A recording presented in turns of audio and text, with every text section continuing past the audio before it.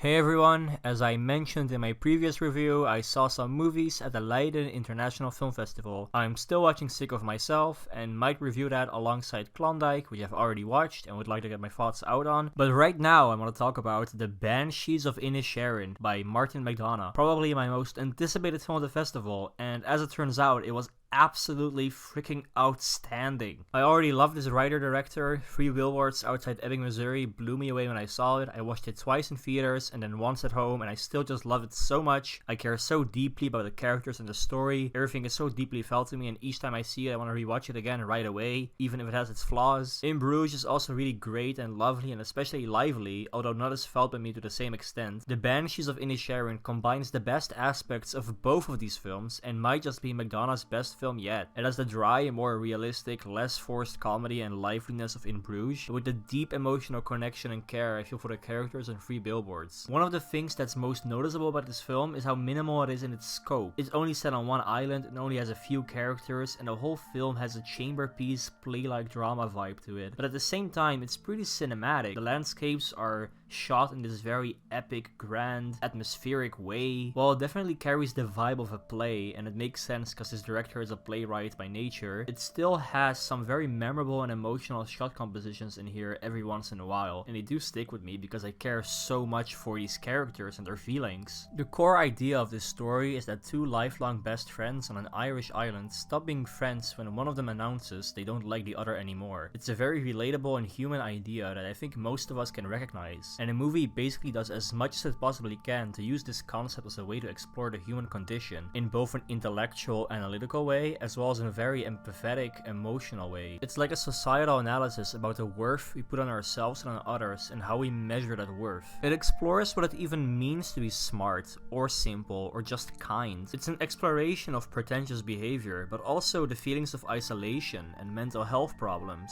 And all of this is put on a backdrop of 1920s Ireland during a civil war that goes on outside of this island, as if to humorously show how these characters seem to have all the time in the world to worry about lost friendships while people are dying in battle on the mainland. I heard from some people that the civil war gets metaphorically mirrored in its actual story, but I'm waiting on repeated viewings to say more about that. Watching this film, I just felt so many special feelings. Each of its main characters was so fully realized, amazingly performed and well written, and I was constantly thinking about each of them. I feel like I recognize myself in all of them, but also other people I've met in my life. People in this film make harsh decisions and don't give you as a spectator the more sentimental, life-affirming direction you'd want to see, but this just makes them all the more real and relatable. Everyone here is an asshole, but no one here is just an asshole. By the end, I cared deeply for some of these characters, and I can't say they just feel like movie characters to me. They live on in my mind, trying to make something of their lives. Even right now, recording this audio, I'm still just kind of blown away by how perfectly constructed this film was. It almost feels like it should have felt completely mechanical or too obvious,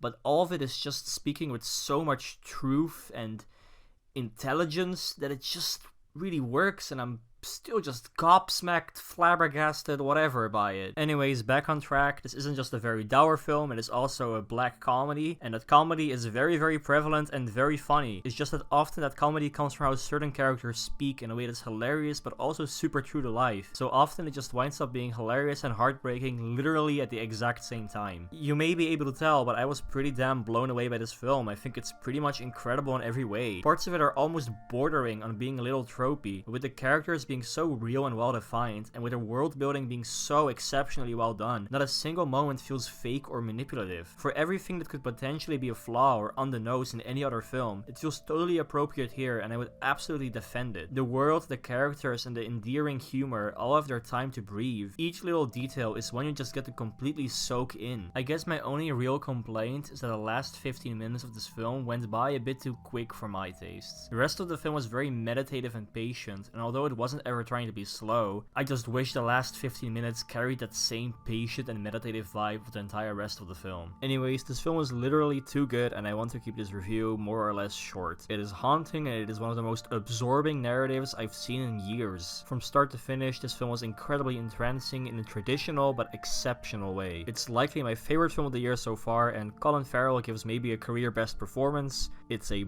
borderline masterpiece, and I cannot wait to see it again. So unsurprisingly, I'm giving this one a very strong 9 out of 10, and it is very likely that it could become a 10 later on. Thanks for watching.